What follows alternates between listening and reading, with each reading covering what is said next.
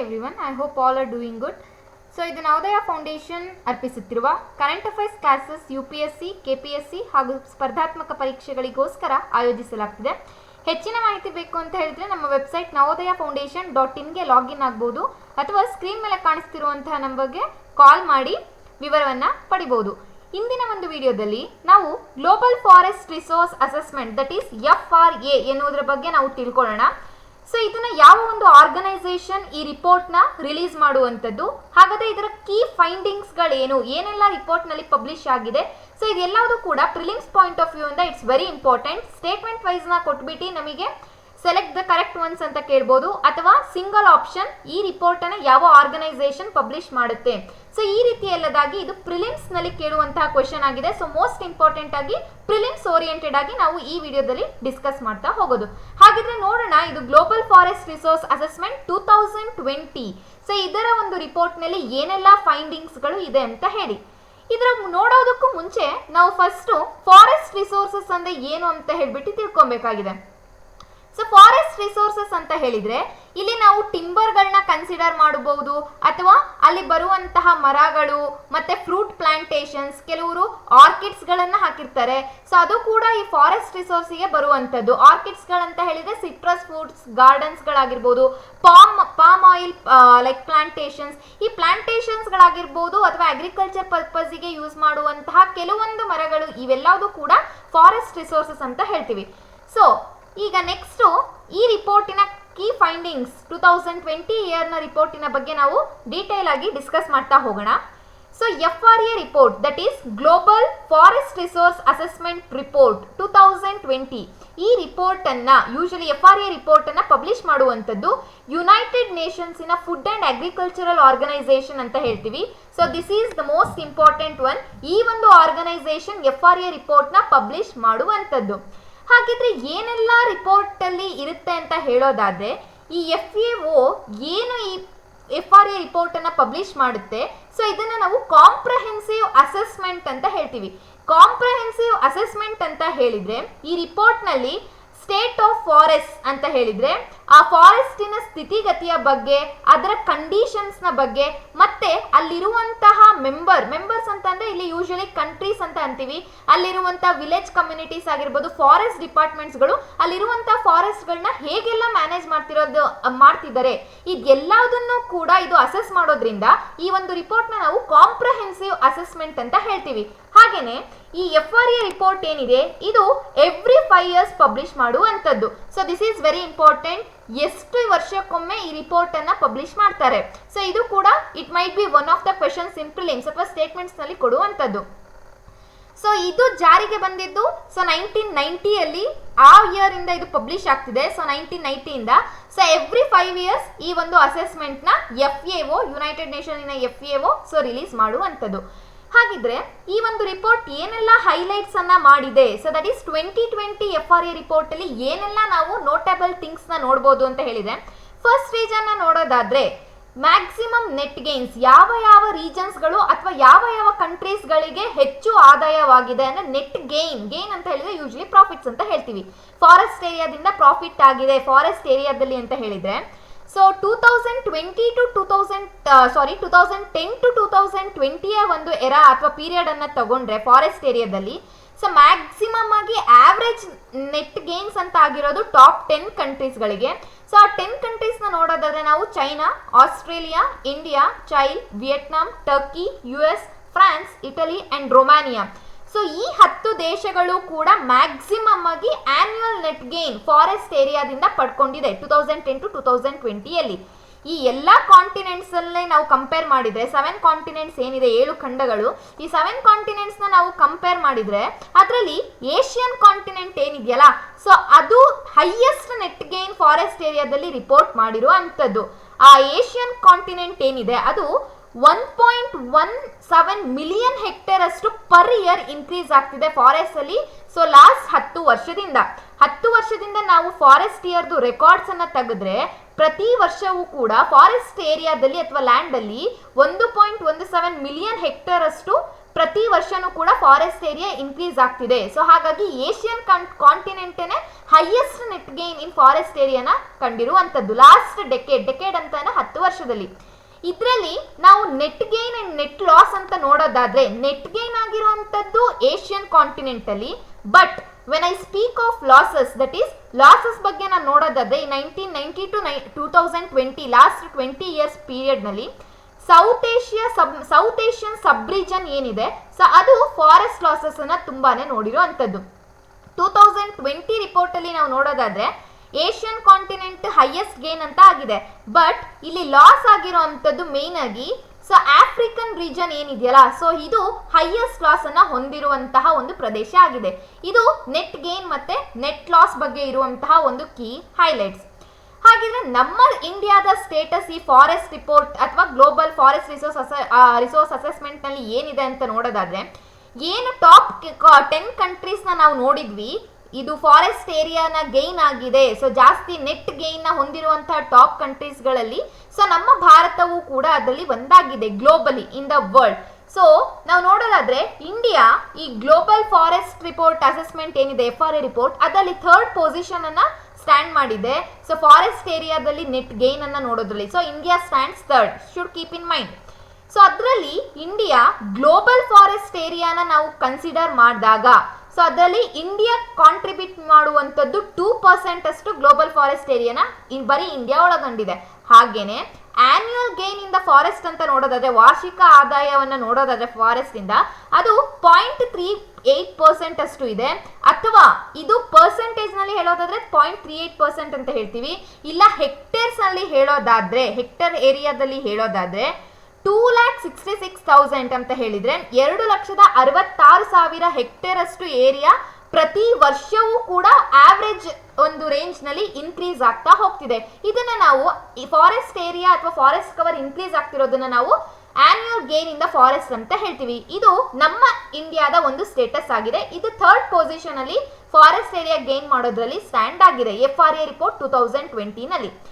ಈ ಒಂದು ಸ್ಟೇಟಸ್ ಏನಿದೆ ನಮ್ದು 3rd ಪೊಸಿಷನ್ಗೆ ಪರ್ ಇಯರ್ 0.38% ಅಷ್ಟು ಆನ್ಯುವಲ್ ಗೇನ್ ಆಗ್ತಿದೆ ನಮ್ಮ ಫಾರೆಸ್ಟ್ ಅಲ್ಲಿ ಅಂತ ಏನ್ ಹೇಳ್ತಿದೀವಿ, ಇದಕ್ಕೆ ಎಲ್ಲ ಕ್ರೆಡಿಟ್ ಕೂಡ ನಮ್ಮ ಗೌರ್ಮೆಂಟ್ಗೆ ಸೇರುವಂಥದ್ದು. ಈ ಗೌರ್ಮೆಂಟ್ ಇಂದ ಪ್ರಾಮಿನೆಂಟ್ ಆಗಿ ಹೇಳೋದಾದ್ರೆ ಜಾಯಿಂಟ್ ಫಾರೆಸ್ಟ್ ಮ್ಯಾನೇಜ್ಮೆಂಟ್ ಪ್ರೋಗ್ರಾಮ್ ಅಂತ ಹೇಳಿ ಒಂದು ಯೋಜನೆ ಇದೆ, ಜಾಯಿಂಟ್ JFM ಪ್ರೋಗ್ರಾಮ್ ಅಂತ ಹೇಳಿ.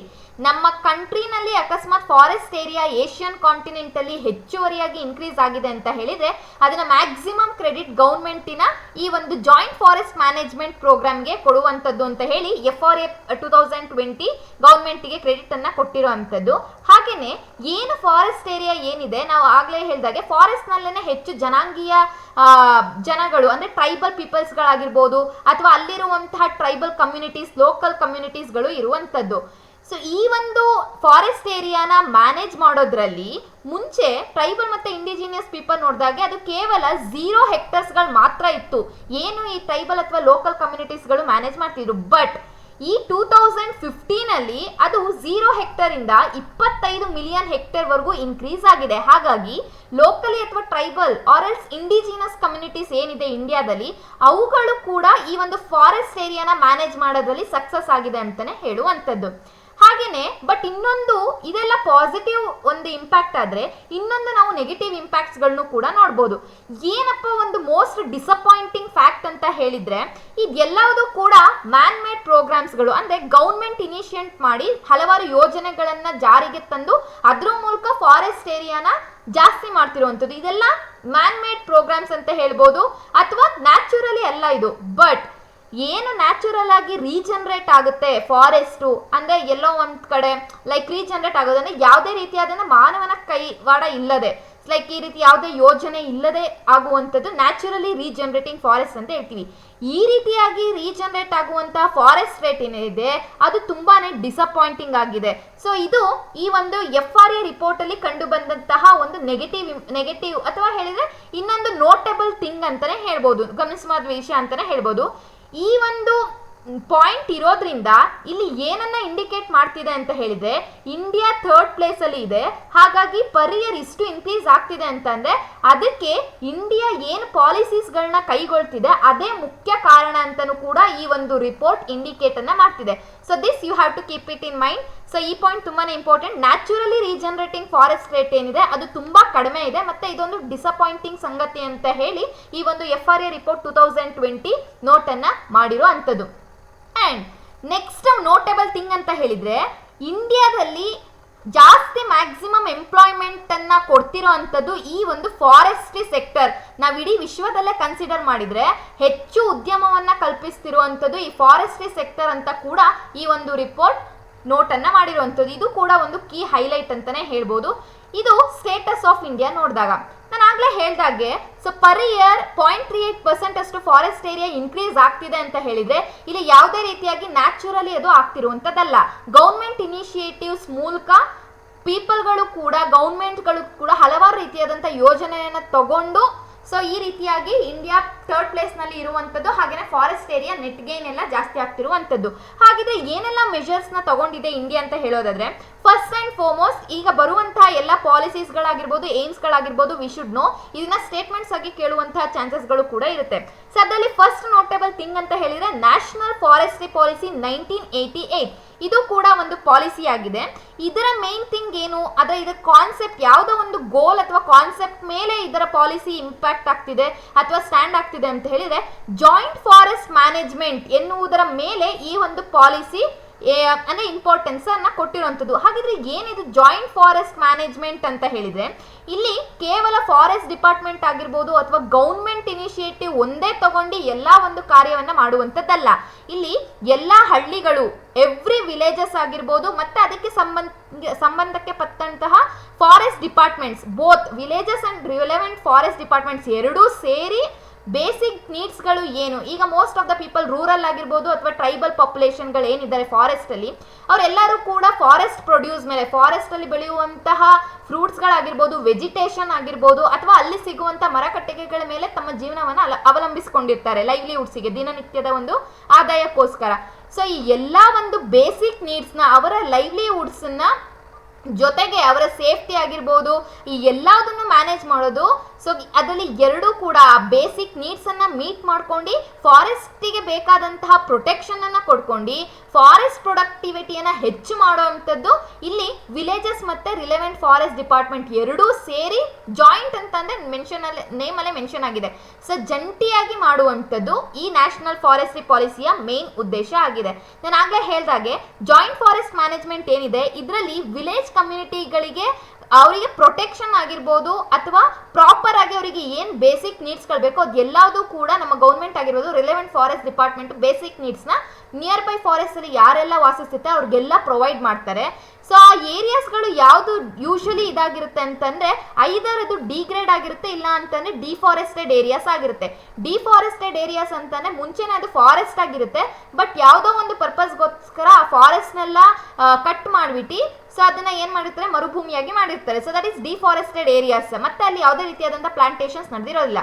ಡಿಗ್ರೇಡೆಡ್ ಅಂತಾನೆ ಯಾವುದೋ ಒಂದು ಕಾರಣದಿಂದ ಹ್ಯೂಮನ್ ಆಕ್ಟಿವಿಟೀಸ್ ಇಂದನೋ ಅಥವಾ ಯಾವುದೋ ರೀಸನ್ ಇಂದಾಗಿ ಫಾರೆಸ್ಟ್ಗಳೆಲ್ಲ ಸ್ಪಾಯಿಲ್ ಆಗಿರುವಂಥದ್ದು ಇದು ಡಿಗ್ರೇಡೆಡ್ ಅಂಡ್ ಡಿಫಾರೆಸ್ಟೆಡ್ ಏರಿಯಾಸ್. ಯೂಶಲಿ ಇಂಥ ಏರಿಯಾಸ್ ಮೇಲೆನೆ ಈ ವಿಲೇಜ್ ಕಮ್ಯುನಿಟೀಸ್ ಮತ್ತೆ ರಿಲೆವೆಂಟ್ ಫಾರೆಸ್ಟ್ ಡಿಪಾರ್ಟ್ಮೆಂಟ್ಸ್ಗಳು ಹೆಚ್ಚಿನ ಒಂದು ಫೋಕಸ್ ಅನ್ನ ಮಾಡುವಂಥದ್ದು. ಅಲ್ಲಿ ಫಾರೆಸ್ಟ್ ಪ್ರೊಡಕ್ಟಿವಿಟಿಯನ್ನ ಜಾಸ್ತಿ ಮಾಡಿ ಮತ್ತೆ ಅಲ್ಲಿರುವಂತಹ ವಿಲೇಜ್ ಕಮ್ಯುನಿಟೀಸ್ಗೆ ಪ್ರಾಪರ್ ಪ್ರೊಟೆಕ್ಷನ್ ಹಾಗೆ ಬೇಸಿಕ್ ನೀಡ್ಸ್ನ ಪ್ರೊವೈಡ್ ಮಾಡುವಂಥದ್ದು. ಇದು national forestry policy 1988. So main ಇದು ಇಂಪಾರ್ಟೆನ್ಸ್ ನ ಕೊಡ್ತಿರೋ ಅಂಥದ್ದು ಜಾಯಿಂಟ್ ಫಾರೆಸ್ಟ್ ಮ್ಯಾನೇಜ್ಮೆಂಟ್ಗೆ ಇದು ಗೊತ್ತಿರುವಂಥದ್ದು. ಸೊ ನೆಕ್ಸ್ಟ್ ಇನ್ನೊಂದು ಏನು ಮೆಷರ್ ಅನ್ನ ತಗೊಂಡಿದೆ ಯೋಜನೆಯನ್ನ ಕೈಗೊಂಡಿದೆ ಇಂಡಿಯಾ ಅಂತ ಹೇಳಿದ್ರೆ Scheduled Tribes and Other Traditional Forest Dwellers Recognition and Forest Rights Act 2006 ಅಂತ ಹೇಳ್ತೀವಿ. ಇದು ಫಾರೆಸ್ಟ್ ರೈಟ್ಸ್ 2006 ಇದು ಒಂದು ಆಕ್ಟ್.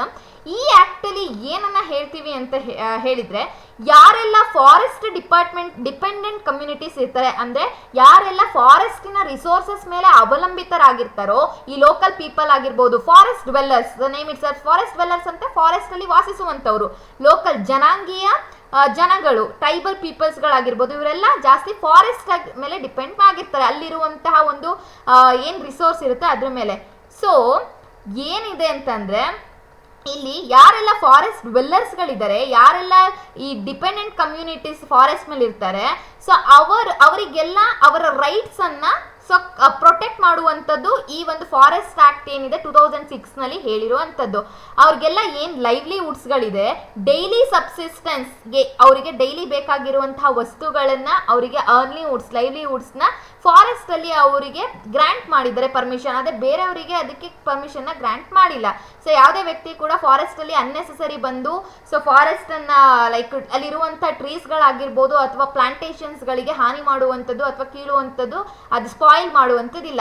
ಬಟ್ ಯಾರೆಲ್ಲ ಫಾರೆಸ್ಟ್ ಅಲ್ಲಿ ಡ್ವೆಲ್ ಮಾಡ್ತಿದ್ದಾರೆ ಹಲವು ವರ್ಷಗಳಿಂದ, ಯಾರೆಲ್ಲ ಕಮ್ಯುನಿಟೀಸ್ಗಳು ಫಾರೆಸ್ಟ್ ಮೇಲೆ ಡಿಪೆಂಡ್ ಆಗಿದ್ದಾರೆ, ಅವರಿಗೆ ಈ ಒಂದು ಎಕ್ಸ್ಕ್ಲೂಸಿವ್ ಆಗಿ ರೈಟ್ಸ್ ಅನ್ನ ಹಾಗೆ ಅಲ್ಲಿ ಕನ್ಸೆಷನ್ ಕೊಟ್ಬಿಟ್ಟು ಅಲ್ಲಿರುವಂತಹ ಒಂದು ಫಾರೆಸ್ಟ್ ಡ್ವೆಲ್ಲರ್ಸ್ಗೆ ಅವರ ಲೈವ್ಲಿಹುಡ್ಗೆ ಏನೆಲ್ಲ ಬೇಕು ಮೈನರ್ ಫಾರೆಸ್ಟ್ ಪ್ರೊಡ್ಯೂಸರ್ಸ್ಗಳು ಅದನ್ನ ಇವರು ಕನ್ಸ್ಯೂಮ್ ಮಾಡಬಹುದು, ಅದರ ಮೇಲೆ ಇವರಿಗೆ ರೈಟ್ಸ್ ಇದೆ ಅಂತ ಹೇಳಿ ಈ ಒಂದು forest act recognition and forest rights act 2006 ಹೇಳಿರುವಂಥದ್ದು.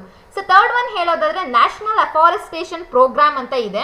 ಸೊ ಈ ಒಂದು ಮಿನಿಸ್ಟ್ರಿ ಏನಿದೆ, ಸೊ ಈ national forestry programme so major ಆಗಿ ಫಾರೆಸ್ಟ್ ಏರಿಯಾನ ಡೆವಲಪ್ ಮಾಡಬೇಕು, ಅಭಿವೃದ್ಧಿ ಮಾಡಬೇಕು ಫಾರೆಸ್ಟ್ ಏರಿಯಾ ಅಂತದೇ ಇದರ ಮೇನ್ ಏಮ್ ಆಗಿದೆ. ಹಾಗೆ ಇದರಲ್ಲಿ ಈ ಒಂದು ಸ್ಕೀಮ್ ಅಲ್ಲಿ NAP scheme, national afforestation programme scheme ನಲ್ಲಿ 3 ಒಂದು ಸ್ಕೀಮ್ಗಳು ಬರುತ್ತೆ ಅಥವಾ ಪ್ರೋಗ್ರಾಮ್ಸ್ಗಳು ಬರುತ್ತೆ. ಸೊ ಅದರಲ್ಲಿ ಫಸ್ಟ್ ಒನ್ ಹೇಳೋದಾದ್ರೆ NAP as I said, so national afforestation programme. Next national mission for a green India. So next forest fire prevention and management scheme FFPM. ಈ 3 ಕೂಡ ಈ ಒಂದು ಮಿನಿಸ್ಟ್ರಿ ಇಂಪ್ಲಿಮೆಂಟ್ ಮಾಡಿರುವಂಥದ್ದು ಅಫಾರೆಸ್ಟೇಷನ್ ಪ್ರೋಗ್ರಾಮಿಗೆ ಅಂತ ಹೇಳಿದ್ರೆ ನಮ್ಮ ಫಾರೆಸ್ಟ್ ಏರಿಯಾನ ಅಭಿವೃದ್ಧಿಗೊಳಿಸೋದಕ್ಕೆ. ಹಾಗಾದ್ರೆ ಏನಿದು ಅಂತ ನೋಡೋದಾದ್ರೆ, so first one national afforestation programme ಏನಿದೆ, as the name itself suggest, afforestation ಅಂತಾನೆ ಪ್ಲಾಂಟೇಶನ್, ಹೊಸದಾಗಿ ಸೊ ಬಿತ್ತುವಿಕೆನ ಮಾಡುವಂಥದ್ದು ಅಥವಾ ಮರಗಳನ್ನ ನೆಡುವಂಥದ್ದು. ಫಾರೆಸ್ಟೇಷನ್ ಅಂತಾನೆ ಆಲ್ರೆಡಿ ಫಾರೆಸ್ಟ್ ಇರುವಂಥದ್ದು. ಡಿಫಾರೆಸ್ಟೇಷನ್ ಅಂದ್ರೆ ಇರುವಂತಹ ಫಾರೆಸ್ಟ್ ಅಲ್ಲಿ ಇರುವಂತಹ ಮರಗಳನ್ನ ಕಡಿಯುವಂಥದ್ದು. ಅಫಾರೆಸ್ಟೇಷನ್ ಅಂದ್ರೆ ಹೊಸದಾಗಿ ಪ್ಲಾಂಟ್ಸ್ ಗಳನ್ನ ಹಾಕುವಂಥದ್ದು, ನೆಡುವಂಥದ್ದು. ಅದನ್ನ ನಾವು ಅಫಾರೆಸ್ಟೇಷನ್ ಅಂತ ಅಂತೀವಿ. ಮೇನ್ ಈ ಪ್ರೋಗ್ರಾಮ್ ನ ಇಂಪ್ಲಿಮೆಂಟ್ ಆಗಿರೋದು ಏನಕ್ಕೆ ಅಂತ ಹೇಳಿದ್ರೆ, ಯಾವೆಲ್ಲ ಫಾರೆಸ್ಟ್ ಲ್ಯಾಂಡ್ಸ್ ಗಳು ಡಿಗ್ರೇಡ್ ಆಗಿದೆ, ಸ್ಪಾಯಿಲ್ ಆಗಿದೆ, ಅಲ್ಲಿ ಮತ್ತೆ ಪ್ಲಾಂಟೇಶನ್ ನ ಹೊಸದಾಗಿ ಮಾಡುವಂಥದ್ದು. ಈ ನ್ಯಾಪ್ ಏನಿದೆ ಇದನ್ನ ನಾವು ಸೆಂಟ್ರಲಿ ಸ್ಪಾನ್ಸರ್ಡ್ ಸ್ಕೀಮ್ ಅಂತ ಅಂತೀವಿ. ಅಂದ್ರೆ ಸೆಂಟರ್ ಇಂದ ಸ್ಪಾನ್ಸರ್ ಮಾಡಿರುವಂತ ಸ್ಕೀಮ್. ಇದರಲ್ಲಿ ಏನ್ ಫಂಡ್ಸ್ ಗಳಿದೆ ಅದನ್ನ ಶೇರಿಂಗ್ ಮೂಲಕ ಫಂಡ್ಸ್ ಅನ್ನ ಹಾಕುವಂಥದ್ದು. ಸೆಂಟ್ರಲಿ ಸ್ಪಾನ್ಸರ್ಡ್ ಸ್ಕೀಮ್ ಅಲ್ಲಿ ಫಂಡ್ ಶೇರಿಂಗ್ ಅಂತಂದ್ರೆ ಯೂಶಲಿ 60:40 ಅಂತ ಹೇಳ್ತೀವಿ. 60% ಅಷ್ಟು ಸೆಂಟರ್ ಸ್ಪಾನ್ಸರ್ ಮಾಡಿದ್ರೆ, ಅಮೌಂಟ್ ಅನ್ನ ವೆಚ್ಚ ಮಾಡಿದ್ರೆ, ಇನ್ನ 40% ಅಷ್ಟು ಸ್ಟೇಟ್ ಫಂಡ್ ಅನ್ನ ಹಾಕುವಂಥದ್ದು. But north eastern and ಹಿಲ್ಲಿ States ಏನಿದೆ, ಈ ಫಂಡಿಂಗು ಕೂಡ ಲೈಕ್ ವೇರಿ ಆಗುತ್ತೆ. 60:40 ಬಂದ್ಬಿಟ್ಟು ನಾರ್ಮಲ್ ಸ್ಟೇಟಿಗೆ, ಬಟ್ ನಾರ್ತ್ ಈಸ್ಟರ್ನ್ ಮತ್ತೆ ಹಿಲ್ಲಿ ರೀಜನ್ಸ್ ಗಳಿಗೆ ಹೋದಾಗ ಅಲ್ಲಿ ಫಂಡಿಂಗ್ 90 ಭಾಗದಷ್ಟು ಸೆಂಟರ್ ಸ್ಪಾನ್ಸರ್ ಮಾಡಿದ್ರೆ ಇನ್ನು 10 ಭಾಗದಷ್ಟು ಸ್ಟೇಟ್ಗಳು ಸ್ಪಾನ್ಸರ್ ಮಾಡುವಂಥದ್ದು. ಇದು ನ್ಯಾಷನಲ್ ಅಫಾರೆಸ್ಟೇಷನ್ ಪ್ರೋಗ್ರಾಮ್ ಬಗ್ಗೆ ಹೇಳುವಂಥದ್ದು. ನೆಕ್ಸ್ಟ್ ಬಂದ್ಬಿಟ್ಟು ಗ್ರೀನ್ ಇಂಡಿಯಾ ಮಿಷನ್ ಅಂತ ಹೇಳ್ತೀವಿ. ಈ ಗ್ರೀನ್ ಇಂಡಿಯಾ ಮಿಷನ್ ಏನಿದೆ, ಇದು national action plan on climate change ಎನ್ನುವುದರ ಒನ್ ಆಫ್ ದ 8 ಮಿಷನ್ಸ್. ಅದರಲ್ಲಿ ಬರುವಂತಹ 8 ಮಿಷನ್ ಅಲ್ಲಿ ಒಂದು ಮಿಷನ್ ಗ್ರೀನ್ ಇಂಡಿಯಾ ಮಿಷನ್ ಆಗಿದೆ. ಈ ಹೆಸರಲ್ಲೇ ಹೇಳಿದಾಗೆ ಗ್ರೀನ್ ಇಂಡಿಯಾ ಅಂದ್ರೆ ಭಾರತದಲ್ಲಿ ಹಸಿರನ್ನ ಇನ್ನೂ ಹೆಚ್ಚು ಡೆವಲಪ್ ಮಾಡುವಂಥದ್ದು. ಹಸಿರು ಸೂಚಿಸೋದೇ ಫಾರೆಸ್ಟ್ ಅನ್ನ. ಸೊ ಹಾಗಾಗಿ ಇದರ ಮುಖ್ಯ ಉದ್ದೇಶ ಏನಂತಂದ್ರೆ ಪ್ರೊಟೆಕ್ಟ್ ಮಾಡುವಂಥದ್ದು, ಅಂದ್ರೆ ಸಂರಕ್ಷಿಸೋದು, ರೀಸ್ಟೋರ್, ಎಲ್ಲೆಲ್ಲಿ ಡಿಗ್ರೇಡ್ ಆಗಿರುತ್ತೆ, ಸ್ಪಾಯಿಲ್ ಆಗಿರುತ್ತೆ ಫಾರೆಸ್ಟ್ ಲ್ಯಾಂಡ್, ಅಲ್ಲೆಲ್ಲ ಮತ್ತೆ ಪ್ಲಾಂಟೇಶನ್ ನ ಮಾಡಿ ರೀಸ್ಟೋರ್ ಮಾಡುವಂಥದ್ದು. ಹಾಗೇನೆ enhancing India's diminishing forest cover, ಅಂದ್ರೆ ಯಾವ ರೀಜನ್ ಅಲ್ಲಿ ಫಾರೆಸ್ಟ್ ಕವರ್ ಕಡಿಮೆ ಆಗ್ತಾ ಬರ್ತಿದೆ ಅಂತ ಗೊತ್ತಾಗುತ್ತೆ, ಅಲ್ಲಿ ಮತ್ತೆ ಪ್ಲಾಂಟೇಶನ್ ಮಾಡಿ ಫಾರೆಸ್ಟ್ ಕವರ್ ಅನ್ನ ಅಭಿವೃದ್ಧಿಗೊಳಿಸುವಂಥದ್ದು. ಹಾಗೆ ಏನು ಲೈಕ್ ಕ್ಲೈಮೇಟ್ ಚೇಂಜ್ ಆಗ್ತಾ ಇರುತ್ತೆ, ಸೊ ಆ ಕ್ಲೈಮೇಟಿಗೆ ತಕ್ಕಂತೆ ಕಾಂಬಿನೇಷನ್ ನ ಯೂಸ್ ಮಾಡಿ ಅಡಾಪ್ಟೇಷನ್ ಮತ್ತೆ ಮಿಟಿಗೇಷನ್ ಮೆಜರ್ಸ್ ಅನ್ನ ಯೂಸ್ ಮಾಡ್ಕೊಂಡು ಅಲ್ಲಿರುವಂತಹ ಫಾರೆಸ್ಟ್ ರಿಸೋರ್ಸ್ ನ ಪ್ರೊಟೆಕ್ಟ್ ಮಾಡಿಬಿಟ್ಟು ಡೆವಲಪ್ ಮಾಡುವಂಥದ್ದು. ಇದು ಗ್ರೀನ್ ಇಂಡಿಯಾ ಮಿಷನ್. ಸೊ ಗೊತ್ತಿರಬೇಕು, it comes under NAPCC. So that is national action plan on climate change ನ 8 ಮಿಷನ್ ಅಲ್ಲಿ ಒಂದು ಮಿಷನ್ ಈ ಗ್ರೀನ್ ಇಂಡಿಯಾ ಮಿಷನ್ ಆಗಿದೆ. ಸೊ ನೆಕ್ಸ್ಟ್ ನೋಡೋದಾದ್ರೆ FFPM ಅಂತ ಹೇಳ್ತೀವಿ. ಈ FFPM ಅಂತಾನೆ forest fire prevention and management resources.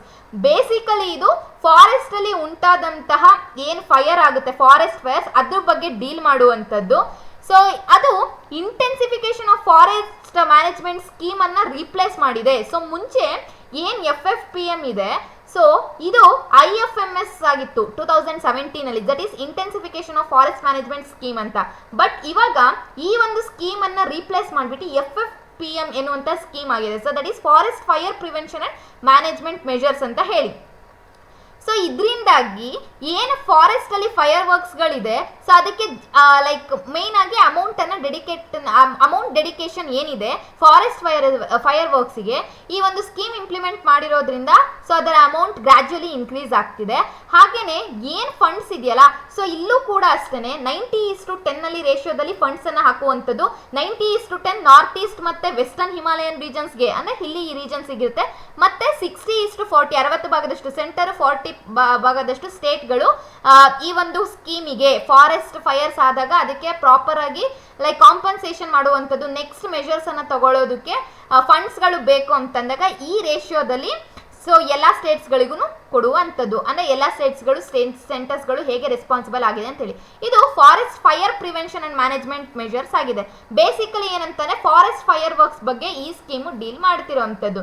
Besides ಇದರ ಜೊತೆಗೆ ಇನ್ನೂ ಒಂದಿದೆ, so that we called CAMPA ಅಂತ ಅಂತೀವಿ. That is compensatory afforestation fund management and planning authority ಅಂತ ಹೇಳ್ತೀವಿ. ಈ ಒಂದು ಏನು ಅಥಾರಿಟಿ ಇದೆ ಇದರಲ್ಲಿ ಕಲೆಕ್ಟ್ ಆಗಿರುವಂತಹ ಎಲ್ಲ ಅಮೌಂಟ್ಸ್ ಅನ್ನು ಕೂಡ ಅವ್ರು ಏನ್ ಮಾಡ್ತಾರೆ ಅಂದ್ರೆ ಪ್ಲಾಂಟೇಷನ್ ಆಕ್ಟಿವಿಟಿಗೆ ಅವರು ಯೂಸ್ ಮಾಡ್ಕೊಂತಾರೆ. ಹಾಗೇನೆ ಕೆಲವೊಂದ್ ಕಡೆ ಈಗ ನ್ಯಾಚುರಲ್ ಡಿಸಾಸ್ಟರ್ಸ್ ಗಳಾದಾಗ ಅಥವಾ as I shed forest fires ಎಲ್ಲ ಉಂಟಾದಾಗ ಅಲ್ಲಿ ಕಾಂಪನ್ಸೇಷನ್ ನ ಕೊಡೋದಕ್ಕೆ, ಅಫಾರೆಸ್ಟೇಷನ್ ನ ಮಾಡೋದಕ್ಕೆ ಪುನಃ ಎಲ್ಲ ಸ್ಟೇಟ್ಸ್ ಅಥವಾ ಯೂನಿಯನ್ ಟೆರಿಟರೀಸ್ ಗಳೇನಿರುತ್ತೆ ಇಲ್ಲಿಗೆ ಈ ಒಂದು ಕ್ಯಾಂಪಾ ಅಥಾರಿಟಿಯಲ್ಲಿ ಏನ್ ಫಂಡ್ಸ್ ಕಲೆಕ್ಟ್ ಆಗಿರುತ್ತೆ ಇದನ್ನ ಕೊಡುವಂಥದ್ದು. ಇದರಲ್ಲೂ ಕೂಡ ಈ ಕ್ಯಾಂಪ್ ಅನ್ನು ಕೂಡ ಇದಕ್ಕೆ ಹೆಲ್ಪ್ ಮಾಡುತ್ತೆ, ಫಂಡ್ಸ್ ನ ಮಾನಿಟರ್ ಮಾಡೋದ್ರಲ್ಲಿ ಮತ್ತೆ ಫಂಡ್ಸ್ ನ ಕಾಂಟ್ರಿಬ್ಯೂಟ್ ಮಾಡೋದ್ರಲ್ಲಿ. ಇಷ್ಟು ಇಂಡಿಯಾ ತಗೊಂಡಿರುವಂತಹ ಮೆಷರ್ಸ್, ಬಿಕಾಸ್ ಆಫ್ ವಿಚ್ ಈ ಎಲ್ಲಾ ಮೆಷರ್ಸ್ ಗಳು ತಗೊಂಡಿರೋದ್ರಿಂದನೇ ಇವತ್ತು ಈ ಒಂದು FRA ರಿಪೋರ್ಟ್ ನಲ್ಲಿ ಇಂಡಿಯಾ 3rd ಪ್ಲೇಸ್ ಅನ್ನು ಅಕ್ವೈರ್ ಮಾಡಿದೆ, ಮತ್ತೆ ಪರ್ ಇಯರ್ 0.38% ಅಷ್ಟು ಫಾರೆಸ್ಟ್ ಏರಿಯಾನ ಗೇನ್ ಮಾಡಿರೋ ಅಂಥದ್ದು. ಇಷ್ಟು ಕೀ ಫೈಂಡಿಂಗ್ಸ್ ಗಳು. ಹಾಗೇನೆ ಸ್ಟೇಟಸ್ ಆಫ್ ಇಂಡಿಯಾ ಹೇಗಿದೆ ಈ ರಿಪೋರ್ಟ್ ನಲ್ಲಿ, ಇಂಡಿಯಾದಲ್ಲಿ ಅಷ್ಟು ಫಾರೆಸ್ಟ್ ಕವರ್ ಇನ್ಕ್ರೀಸ್ ಆಗ್ತಿದೆ ಅಂದ್ರೆ ಯಾವೆಲ್ಲ ಆಕ್ಟಿವಿಟೀಸ್ ಅಥವಾ ಮೆಷರ್ಸ್ ಅನ್ನ ಇಂಡಿಯಾ ಕೈಗೊಂಡಿದೆ ಅದೆಲ್ಲದು ಕೂಡ ನಾವು ಈಗ ಡಿಸ್ಕಸ್ ಮಾಡಿರುವಂಥದ್ದು. ನಾನು ಆಗ್ಲೇ ಹೇಳ್ದಾಗೆ ಏನು FRA ರಿಪೋರ್ಟ್ ಇದೆ, so that is forest global forest resource assessment report 2020 ಏನಿದೆ, ಸೊ ಇದನ್ನ ರಿಲೀಸ್ ಮಾಡಿರುವಂಥದ್ದು United Nation in food and agricultural organisation. So ಈ ಒಂದು ಆರ್ಗನೈಸೇಷನ್ ಬಗ್ಗೆ ಒಂದು ಬ್ರೀಫ್ ಆಗಿ ನೋಡೋದಾದ್ರೆ, ಈ FAO ಏನಿದೆ ಇದು ಒಂದು ಸ್ಪೆಷಲೈಸ್ಡ್ ಏಜೆನ್ಸಿ ಆಗಿದೆ. So it comes under United nation ಒಂದು ಏಜೆನ್ಸ್ ನ ಅಂಡರ್ ಬರುತ್ತೆ. ಸೊ ಇದು ಮೇನ್ ಆಗಿ ಡೀಲ್ ಮಾಡೋದು ಯಾವ್ದ್ರ ಜೊತೆಗೆ ಅಂತಂದ್ರೆ ನೇಮಲ್ಲೇ ಇರೋ ಹಾಗೆ ಫುಡ್ ಅಂಡ್ ಅಗ್ರಿಕಲ್ಚರ್ ಅಂತ ಅಂತೀವಿ. ಇಟ್ ಈಸ್ ರಿಲೇಟೆಡ್ ಟು ಹಂಗರ್, ಅಂದ್ರೆ ಹಂಗರ್ ಅನ್ನ ಹಸಿವನ್ನ ಹೊಡೆದಾಡಿಸೋದಕ್ಕೆ ಇದು ಲೈಕ್ ಎಫರ್ಟ್ ಅನ್ನ ಮಾಡ್ತಿದೆ. ಹಂಗರ್ ಎಲ್ಲೂ ಕೂಡ ಇರಬಾರ್ದು, ಮ್ಯಾಲ್ ನ್ಯೂಟ್ರಿಷನ್ ಆಗಬಾರ್ದು ಅಂತ ಹೇಳಿ ಸ್ಪೆಷಲ್ ಆಗಿ ಇಂಟರ್ನ್ಯಾಷನಲ್ ನ ಎಫರ್ಟ್ ಆಗ್ತಿರುವಂತಹ ಸಂಸ್ಥೆ ಇದು. ಇದು ಒಂದು ಸ್ಪೆಷಲೈಸ್ಡ್ ಏಜೆನ್ಸಿ ಆಗಿದೆ ಯುನೈಟೆಡ್ ನೇಷನ್ಸ್. ಹಾಗೇನೆ ಇದ್ರ ಹೆಡ್ ಕ್ವಾರ್ಟರ್ ನೋಡೋದಾದ್ರೆ ಇದ್ರ ಹೆಡ್ ಕ್ವಾರ್ಟರ್ ಇರುವಂತದ್ದು ರೋಮ್ ನಲ್ಲಿ, so that is Italy. So this you should know headquarter ಎಲ್ಲಿ ಅಂತ ಅಂದ್ಬಿಟ್ಟು. ಹಾಗೇನೆ ಮೇನ್ ಏಮ್ ಅನ್ನ ನೋಡೋದಾದ್ರೆ ಈ food and agricultural organisation first main aim ಅಂತ ಹೇಳಿದ್ರೆ ಟು ಅಚೀವ್ ಫುಡ್ ಸೆಕ್ಯೂರಿಟಿ. ಎಲ್ಲಾ ಕಡೆಯಿಂದನೂ ಕೂಡ ಎಲ್ಲರಿಗೂ ಫುಡ್ ಪ್ರಾಪರ್ ಆಗಿ ಆಕ್ಸೆಸಿಬಲ್ ಆಗಿ, ಯಾರು ಕೂಡ ಹಂಗರ್ ಇಂದ ಹಸಿವಿನಿಂದ ಡೆತ್ ಆಗ್ಕೂಡ್ದು ಅಂತ ಹೇಳಿ ಇದರ ಮೇನ್ ಗೋಲ್ ಆಗಿದೆ. So that is food security ಎಲ್ಲೆಡೆ ಎಲ್ಲರಿಗೂ ಕೂಡ ದೊರಿಬೇಕು ಅನ್ನೋದು ಇದರ ಮೇನ್ ಆರ್ಗನೈಸೇಷನ್ ನ ಒಂದು ಮುಖ್ಯ ಉದ್ದೇಶ ಆಗಿದೆ. ಹಾಗೇನೆ ಎಲ್ಲ ಪೀಪಲ್ಗಳಿಗೂ ಕೂಡ ಹೈ ಕ್ವಾಲಿಟಿ ಫುಡ್ ಇದ್ರನ್ನೇ ಹೆಲ್ದಿ ಲೈಫ್ ಸ್ಟೈಲ್ ಅಚೀವ್ ಆಗುವಂಥದ್ದು. ಇಲ್ಲ ಅಂತ ಹೇಳಿದ್ರೆ ಪ್ರಾಪರ್ ನ್ಯೂಟ್ರಿಷನ್ ಸಿಗದೆ ಮ್ಯಾಲ್ ನ್ಯೂಟ್ರಿಷನ್ ಆಗಿ ಅದಕ್ಕೆ ಸಂಬಂಧಪಟ್ಟ ಡಿಸೀಸ್ಗಳು ಬಂದು ಡೆತ್ ಆಗ್ತಿರುವಂಥ ಚಾನ್ಸಸ್ಗಳು ತುಂಬಾನೇ ಇದೆ. ನಾವು ನೋಡು ಕೂಡ ಇದೀವಿ, ಎಷ್ಟೊಂದು ಇನ್ಸ್ಟೆನ್ಸಸ್ಗಳಿದೆ ಮ್ಯಾಲ್ ನ್ಯೂಟ್ರಿಷನ್ ಇಂದ ಹೇಗೆಲ್ಲ ಲೈಕ್ ಕಿಡ್ಸ್ ಆಗಿರ್ಬೋದು, ಚಿಲ್ಡ್ರನ್ಸ್ಗಳೆಲ್ಲ ಹೇಗೆಲ್ಲ ಡೆತ್ ಆಗ್ತಿದೆ ಅಂತ. Hunger is one of the main reason. So ದೇಶದಲ್ಲಿ ಆಗ್ತಿರುವಂತಹ ಎಷ್ಟೊಂದು ಜನ ಸಾಯ್ತಿದ್ದಾರೆ. ಸೊ ಅದಕ್ಕೆಲ್ಲ ಮುಖ್ಯ ಕಾರಣ ಅಂತ ಹೇಳಕ್ಕೆ it is one of the main reason. ಅದಕ್ಕೆ ಪ್ರಮುಖವಾಗಿ ಒಂದು ಕಾರಣನ ತೆಗೆದ್ರೆ ಅದರಲ್ಲಿ ಹಂಗರ್ ಕೂಡ ಒಂದಾಗಿದೆ. ಸೊ ಎಲ್ಲ ಪೀಪಲ್ಗೂ ಕೂಡ ಹೈ ಕ್ವಾಲಿಟಿ ಫುಡ್ ನ ಪ್ರೊವೈಡ್ ಮಾಡುವಂಥದ್ದು, ಫುಡ್ ಸೆಕ್ಯೂರಿಟಿಯನ್ನ ಪ್ರೊವೈಡ್ ಮಾಡಿ ಎಲ್ಲರೂ ಕೂಡ ಆಕ್ಟಿವ್ ಹೆಲ್ದಿ ಲೈಫ್ಸ್ ಅನ್ನ ಲೀಡ್ ಮಾಡಬೇಕು ಅನ್ನೋದು ಈ ಒಂದು ಫುಡ್ ಅಂಡ್ ಅಗ್ರಿಕಲ್ಚರಲ್ ಆರ್ಗನೈಸೇಷನ್ ನ ಮೇನ್ ಏಮ್ ಆಗಿದೆ. ಇದು ಹೆಡ್ ಕ್ವಾರ್ಟರ್ ಬಂದ್ಬಿಟ್ಟು ರೋಮ್. ಸೊ ದಟ್ ಈಸ್ ಇಟಲಿಯಲ್ಲಿ ಇರುವಂತದ್ದು. ಇದು ಒಂದು brief explanation food and agricultural organisation ಮೇಲೆ. ಸೊ ನಾವು ಏನು ಡಿಸ್ಕಸ್ ಮಾಡಿದ್ವಿ ಇವತ್ತು, so that is that is forest resources assessment report, so that is global FRA report 2020. ಇದು ಪ್ರಿಲಿಮ್ಸ್ ಓರಿಯೆಂಟೆಡ್ ಇಂದ it is very very important. ಮೇನ್ಸ್ನಲ್ಲಿ ಇದರಲ್ಲಿರುವಂಥ ಕೀ ಫೈಂಡಿಂಗ್ಸ್ನ ಸ್ಟ್ಯಾಟಿಸ್ಟಿಕ್ ಏನು ಪಾಯಿಂಟ್ ಇದೆಯಲ್ಲ, ಸೊ ಈ ಸ್ಟ್ಯಾಟಿಸ್ಟಿಕ್ ಪಾಯಿಂಟ್ನ ಯೂಸ್ ಮಾಡಿದರೆ ಸೊ ನಮ್ಮ ಆನ್ಸರ್ ಲೆವೆಲ್ ಏನಾಗುತ್ತೆ ಅದು ಕಂಟೆಂಟ್ ಎನ್ಹಾನ್ಸ್ ಆಗುವಂಥದ್ದು. ಸೊ ಐ ಹೋಪ್ ಸೊ ಈ ವಿಡಿಯೋದಲ್ಲಿ FRA ರಿಪೋರ್ಟ್ 2020 ಕೀ ಫೈಂಡಿಂಗ್ಸ್ ಮತ್ತು ಯಾವ ಆರ್ಗನೈಸೇಷನ್ ರಿಲೀಸ್ ಆಗಿದೆ ಆ ಆರ್ಗನೈಸೇಷನ್ ಬಗ್ಗೆ ಬ್ರೀಫ್ ಒಂದು ನೋಟ್ ಎಲ್ಲರಿಗೂ ಲೈಕ್ ಅರ್ಥ ಆಗಿದೆ ಅಂತ ಹೇಳಿ. So thank you so much. Will soon meet up in the next video with a new current issue. So thank you all.